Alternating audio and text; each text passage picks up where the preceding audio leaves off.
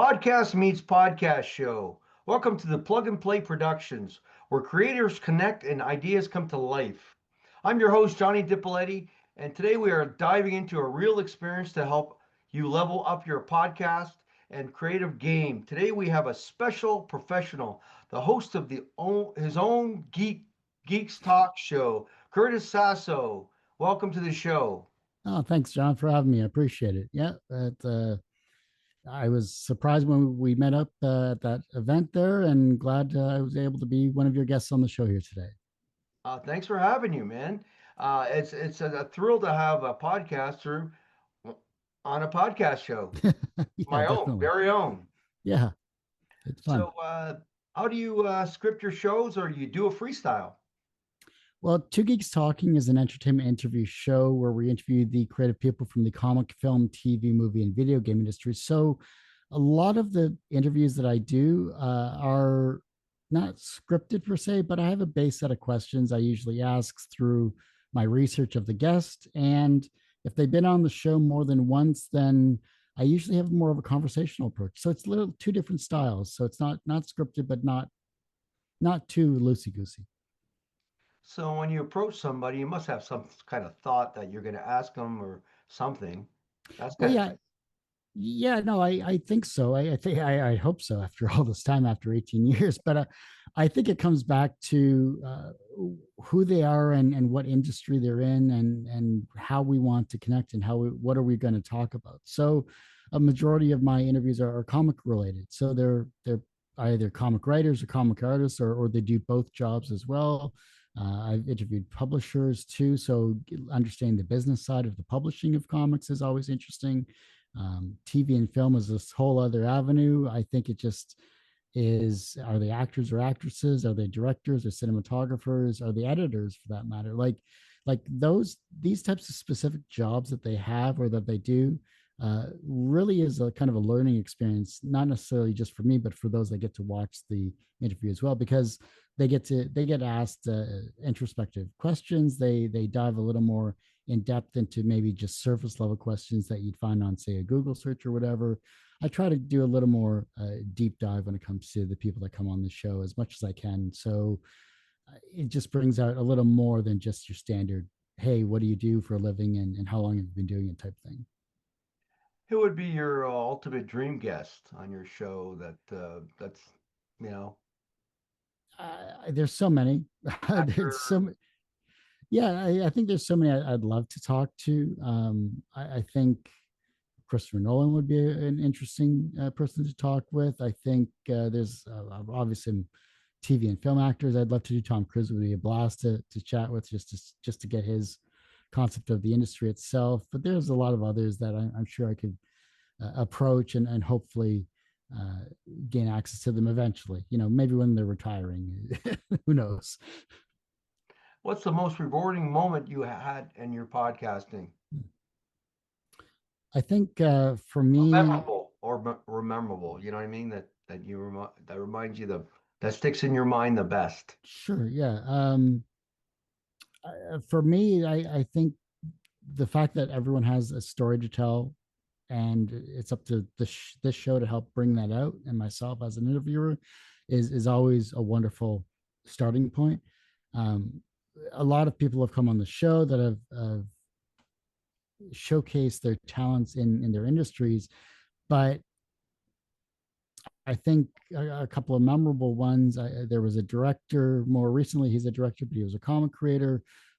He was talking about how his comic uh, brought to light some of his personal situations for the better. Like it was a good positive story that he was sharing with the people, and it was resonating with people that were reading it.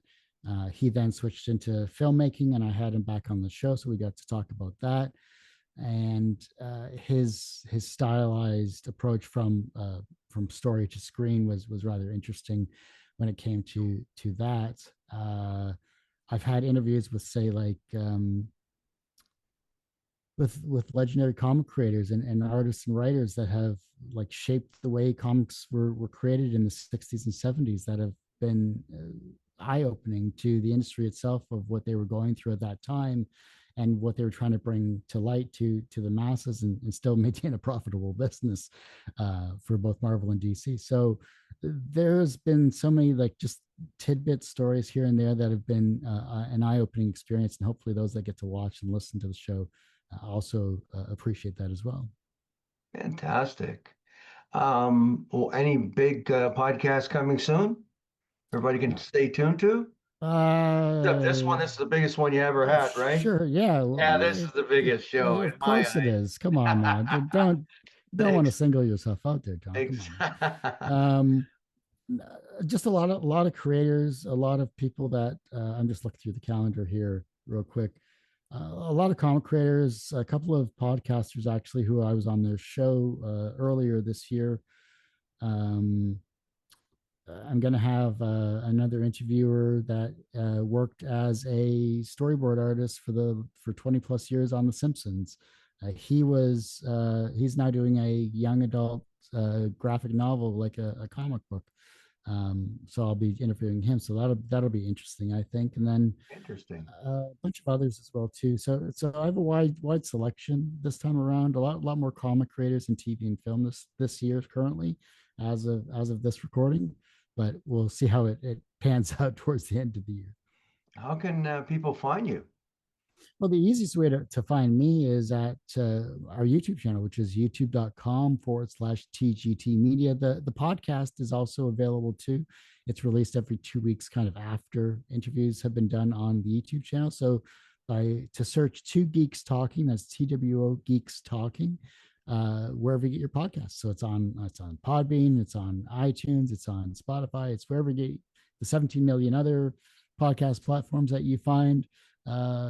You'll be able to find the show there as well too. But the YouTube channel has a lot more to offer in terms of visuals and interactive nature and graphics that will appear on the screen as the guest is talking. And there's a ton of short content that I've created and short reels as well based on these interviews. And there's just a lot more visually appealing to on the YouTube side of things. But the podcast is still a nice, clean, tight edit, and you just get the story as a whole. Fantastic. What kind of advice would you give for a podcaster starting his own business or podcasting, ins and outs, pros and cons? Well, I think research. Well, it depends on the style of show you're doing first. So if you're doing an interview show like this, it's easy to just simply research your guest. That's the key point. I mean, social media is free and accessible to the public, and the Google search is your friend when it comes to figuring out who this particular guest is and what he or she has done, and to at least have some base questions in terms of that respect, but also set up some questions that you actually want to ask the guest itself. It's good to have a template of questions because everyone starts there. I know I did for a number of years. But as you get more experience, as you're talking with people, and as you get more experience in terms of the technology side of things, whether you're doing video or audio, uh, you start finding your own voice and your own format for the show itself. And eventually, at least in terms of Two Geeks Talking, it becomes more about the guest itself than the host, because they want to see the guest, and I'm perfectly fine with showing the guest. So that's perfectly fine there too. Have a good host for your audio podcast. Like for me, I use Podbean, but I'm sure there's others out there that work just as well, and they seem to have a good reach overall. Video side of things, always make sure, well, even video or audio, this is kind of a twofer. Have a good microphone. Always have a good microphone, because if you don't have good audio, it doesn't matter what your video looks like, because What'd you say? I can't hear you. I'm glad I don't have that issue with this microphone. But I think, yeah, make sure you have a really good microphone, whether that's in your budget, and then upgrade from there. Like I started with the old Audio Technica AT2020 little stand microphone. Still works to this day. It's a good bass entry microphone that gives you a good quality sound to start with, and it works out well. Um, uh, be willing to promote your show on social media. That's a given. You have to promote your show on social media, all 7+ platforms that you're on, because if you don't do that, no one's going to know about it other than yourself, and that really doesn't do anyone justice to listening to your show. So do that as well too. There's podcast websites out there. I think Podcast Answer Man by Cliff Ravenscroft is a very good base entry point when it comes to technology and audio and what you want to learn in terms of how to set up your show and things like that. That's where I started way back when, and it was a really good way to start. I've since evolved.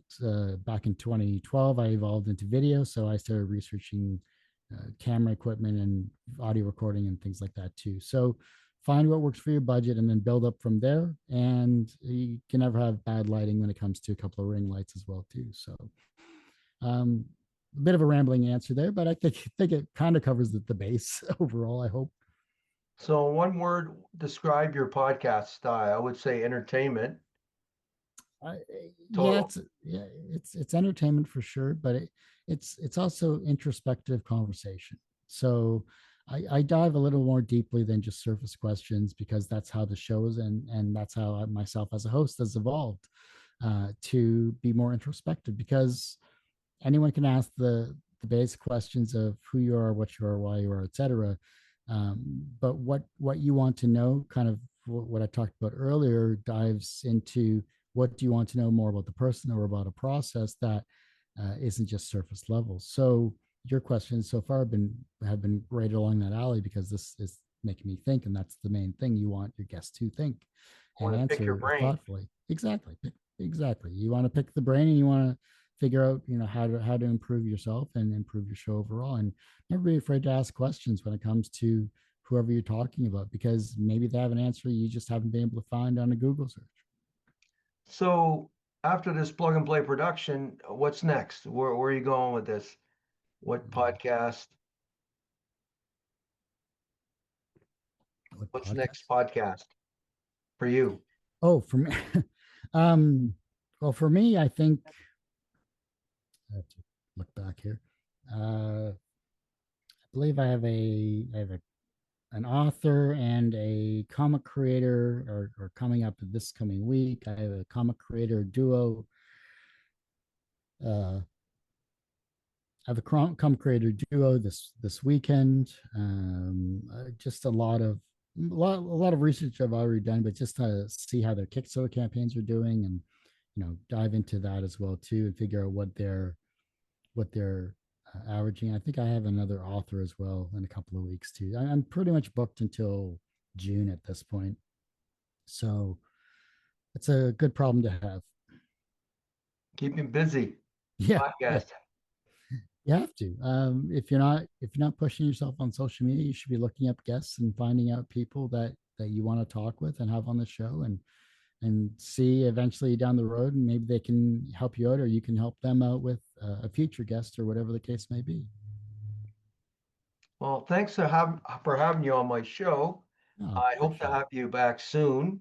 It's been a pleasure and learning your craft and being a special guest because you are the geek on the talk show. Well, I So am appreciate. I. Well, you definitely are for sure, and I appreciate this, John. It was a pleasure having you. I mean, the show's been around for 18 years since 2008, 1,200 plus interviews.